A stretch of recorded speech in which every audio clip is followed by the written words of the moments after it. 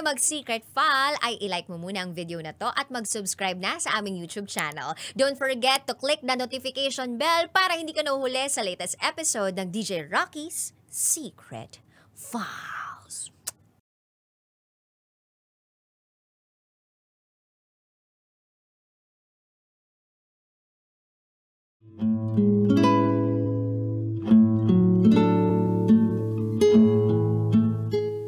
And now, it's time for DJ Rocky's Secret Files.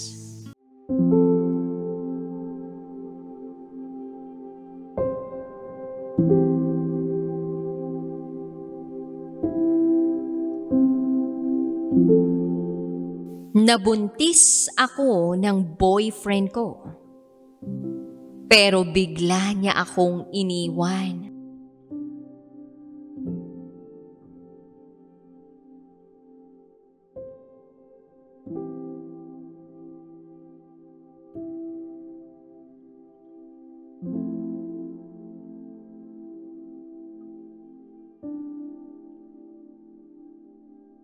Hi DJ Rocky. Hindi ko inaasahan na isa rin ako sa mga taong magpapadala ng mensahe sa'yo. Noon kasi, palagi lang akong nakasubaybay sa mga binabasa mong storya. Itago mo na lang ako sa pangalang Carla, 27 years old. At ito, ang aking secret file.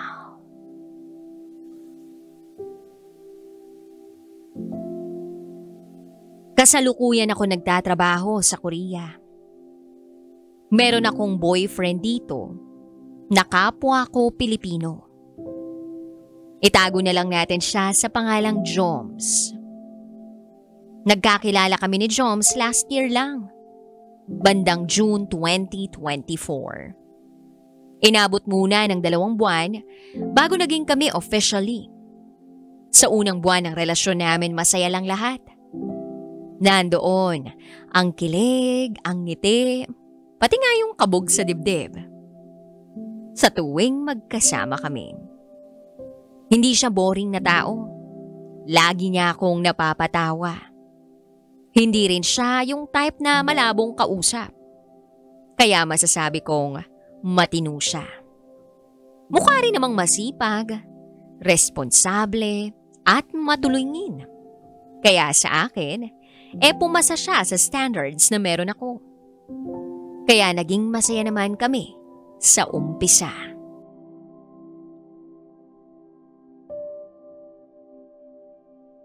Kung may hindi pagkakaintindihan, naayos naman namin. Napag-uusapan, hindi namin tinutulugan. Nagpapakumbaba naman siya kapag siya ang nagkamali. At ganun din ako. Wala namang perpekto, di ba?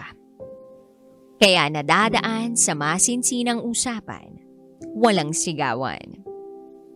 Pasensyoso siya. Kaya humanga din ako sa kanya dahil doon. Sa unang buwan din ng relasyon namin, DJ Rocky, naisip namin na gusto na naming bumuo ng pamilya. Oo, gusto na namin na mag-settle down agad. Sobrang bilis naming magplano, no? Pero yun ang totoo. Gusto na naming magkapamilya, magkaanak. Kaya winorkout namin sa unang buwan pa lang na makabuo na agad. Kaso hindi kami pinalad na mabigyan ng anak. Hanggang sa August last year. Napansin kong delayed ako. Mag-iisang linggo na. Pero hindi pa rin ako nireregla. Kaya nag-PT na ako. Ayun, nag-positive. Kumpirmado. Last week of August, buntis na ako. Sumakto sa 2 buwan ng relasyon namin. Nakabuo na kami. Mula noong malaman namin ni Joms na buntis na ako, nagdesisyon kaming mag-live-in. Dito na si Joms tumira sa bahay ko. Kaya siguro nung mga panahon na yon, sa second month namin ni Joms, palagi akong iritado, balisa, aligaga, maliit na bagay, nakakapagbulyaw na ako agad, maliit lang na problema para sa akin, big deal na. Nagiging perfectionist ako. Hindi naman ako ganun talaga. Basta ganun ang takbo ng isip ko. Nasabi rin nga ni Joms sa akin, ba't parang ang bilis-bilis ko raw magalit? Hindi naman daw ganun ang personality ko. Mismong ako, hindi ko na rin maintindihan kung anumang ugali o kilos ang meron ako. Hindi ko namamalayan. Epekto na pala yun ng pagdadalang tao ko. Kaya pala, DJ Rocky. Noong magsimula na kaming magsama sa iisang bahay, parang biglang nagbago ang lahat sa relasyon namin. Kung dati ay masaya kami, parang baligtad na ngayon. Dati yung mga hindi namin pagkakaunawaan, nadadaan namin sa usapan. Ngayon, hindi na. Giyera na kami. Yung pasensyosong Joms noon, hindi ko na makita-kita ngayon. Palagi na lang kaming may away, may hindi pagkakaintindihan. Imbes na iresolba namin, lalo lang lumalala. Lalo lang lumalaki. Kaya doon nag-ugat ang lahat ng sama ng loob namin sa isa't isa. Lalo na ako, masyado akong sensitibo noon. Dala malamang ng pagbabago sa hormones ng katawan ko. Palagi na akong galit at palagi na akong may napupuna kahit sa napakaliit na bagay.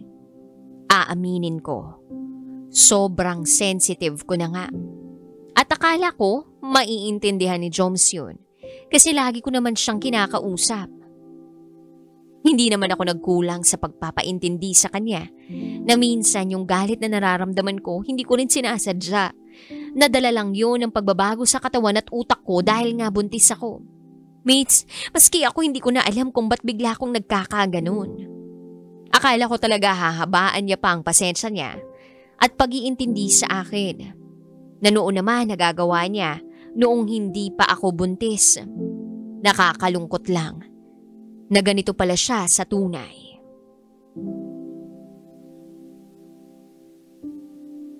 Then isang araw, sumakit ang tiyan ko. Nag-cramps ako.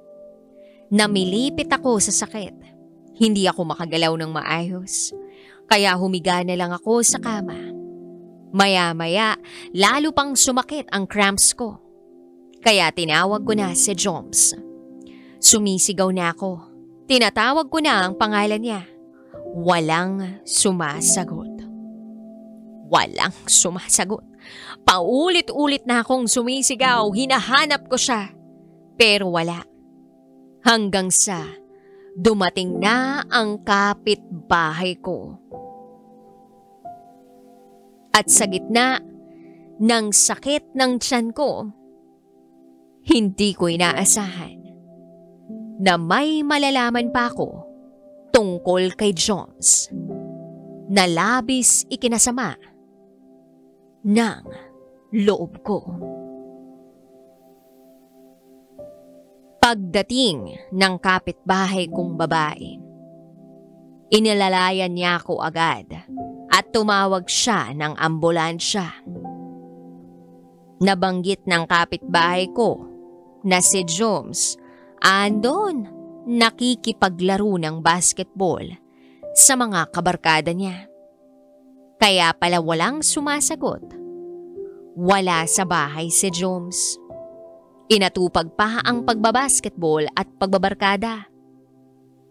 Tatawagin na sana ng kapitbahay ko si Joms para tulungan kami. Pero sabi ko, wag na. Bahala siyang malaman na mauospital na ako. Nahihirapan na nga ako, iiwan pa ako. Maya-maya dumating na ang ambulansya. Dumating na rin si Joms. Muntik ko siyang hindi pa samahin sa akin sa ospital. Sa inis ko sa kanya. Naisip ko, palagi na lang niya akong binibigyan ng sama ng loob. Noong nabuntis ako, Parang wala na siyang pakialam sa nararamdaman ko. Mas inuuna niya pa yung barkada niya at yung pagbabasketball. Hindi niya man lang naisip na andito ako sa bahay na iwan mag-isa buntis pa. Kung hindi ako narinig ng kapitbahay namin na nagsisisigaw, malamang baka kung napano na ako pati yung bata sa tiyan ko. Kapag kinakausap ko si Joms sa mga ayaw ko, para lang maipaintindi sa kanya ang kailangan ko, siya pa mismo ang nagagalit. Sobrang nasasakal na raw siya sa akin dahil sa paghihigpit ko sa kanya. Sa isip-isip ko, hindi ko naman to ginagawa para sa akin lang. Para sa amin to. Para sa future namin. At saka, ang kailangan ko lang naman, mas maging responsable siyang tao. Unahin niya yung mga kailangang unahin. Ang hirap na nga ng kalagayan ko. Lampas langit na yung mood swings ko. Hindi ko naman ginusto na maging demanding o maging sensitibo sa lahat. Ang kailangan ko lang naman, dagdag na unawa, dagdag na pasensya, dagdag na effort para kayanin ko rin ito. Hindi naman ako naghahangad ng sobra. Pero ba't ganun? Anak naman namin tong dinadala ko. Hindi ba pwedeng konti pang pasensya? Konti pang effort?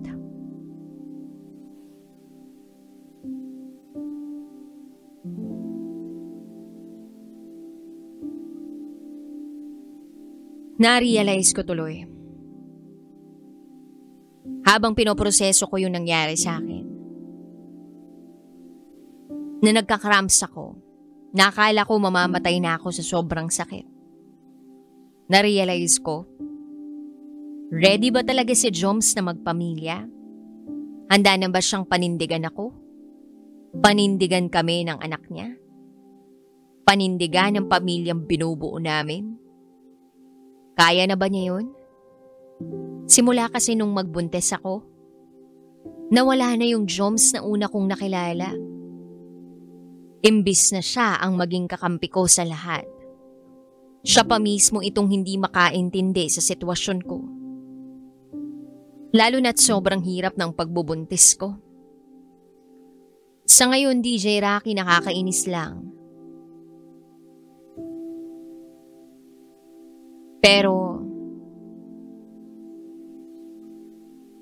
Pero parang nagkatotoo ang hinala ko. Umalis na siya sa tinitirhan ko. Hiwalay na kami. At oo, ako lang mag-isa. Mag-isang magtataguyod sa batang dinadala ko. Hanggang sa lumabas ito sa tiyan ko. Ganun lang niya ako kadaling iniwan. Nasakal daw siya. Wala na. Goodbye na. Ang ambag lang niya sa buhay ko, sperm cells. Tapos ako, na magpapakahirap magbuo ng pamilya para sa anak namin. Masakit pero yun ang katotohanan. Kailangan kong doblehin ang tatag ng kalooban ko. Lalo na ngayon na hindi na ako.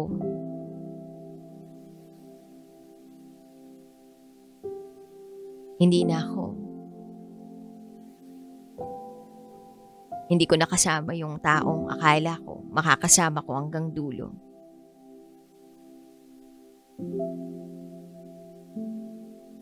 May dinadala na akong buhay sa loob ng sinapupunan ko. Next month, June na ako. April 2025. Ang dalangin ko lang, kayanin namin ng baby ko ang lahat. Bilang panghuli, gusto ko lang sanang magbigay ng paalala. Lalo na sa mga lalaki dyan, nagigil ng magkapamilya. Kung sa tingin nyo talaga hindi pa kayo handa, huwag nyo munang pasukin ang responsibilidad na hindi nyo kayang gampanan. Utang na loob.